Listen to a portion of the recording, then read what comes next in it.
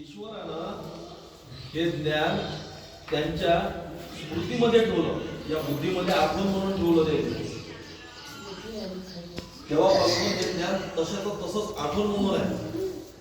एखाद्या गोष्टीची आपल्याला आठवण आहे, स्वप्नाची आठवण आहे, ते स्वप्न कुठं लिहिलं आहे का? नाही. अशी आठवण राहिली सगळ्यांच्या मनात, सगळ्यांच्या बुद्धीमध्ये. ईश्वरानं या वेदांची आठवण करून दिली. स्मृती म्हणतात त्याला. स्मृती म्हणजे आठवण. आठवण रूपानं ते सगळ्यांच्या या म्हणजे या भूमीवर ते विराजमान राहिले. विराजमान असताना ही आठवण आता संपत आली. कारण ते संत, ते ऋषी जे आहेत, या 13 वर्षाच्या म्हणजे पाणी न पडल्यामुळे, अशा उपासमारीमुळं, अशा काळामुळं सगळ्यांना प्रश्न निर्माण झाला.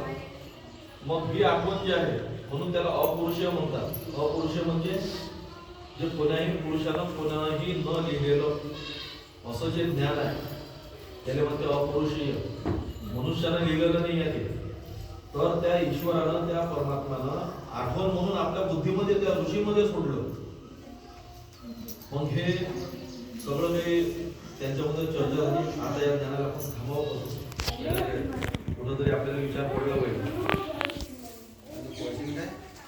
वासुदेव आचार्य म्हणे, माझ्या नजरमध्ये असे आहेत, एक असे आहेत म्हणे, माझे शिष्य आहेत. त्यांच्याकडे आपल्याला, मी त्यांच्याकडे जाताना त्यांच्याशी या गोष्टीवर विचार मत करतो, त्यांना सांगतो मी, हे माझ्या आज्ञेचं पालन करणार. असे ते माझे परम शिष्य आहेत. मग असे ते जे शिष्य होते, त्या शिष्याचं नाव होतं कृष्ण द्वापायन. मग कृष्ण द्वापायनाजवळ गेले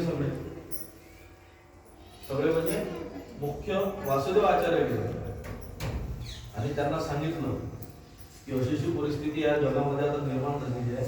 हे ज्ञान आता आपल्याला म्हणजे संपुष्टात जे आलेलं आहे, हे जे नष्ट होऊन राहिलेले आहे, आपल्याला थांबवावं लागतं. मग आता याला थांबवण्याची जबाबदारी तुझ्यावर मी सोपवतो.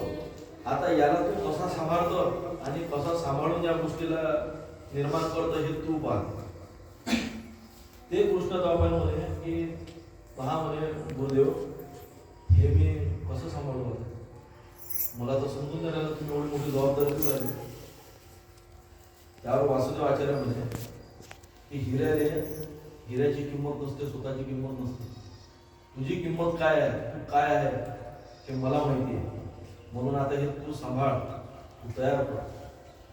सद्गुरूचा असा आदेश झाल्यानंतर त्यांनी त्याच्यामधून दुर्लक्ष करता नाही आलं आणि त्यांना विनम्र भावाने त्या जबाबदारीला स्वीकारल्यानंतर ते त्यावर विचार करायला लागले, आता की याला आपण कसं सांभाळावं, काय करावं.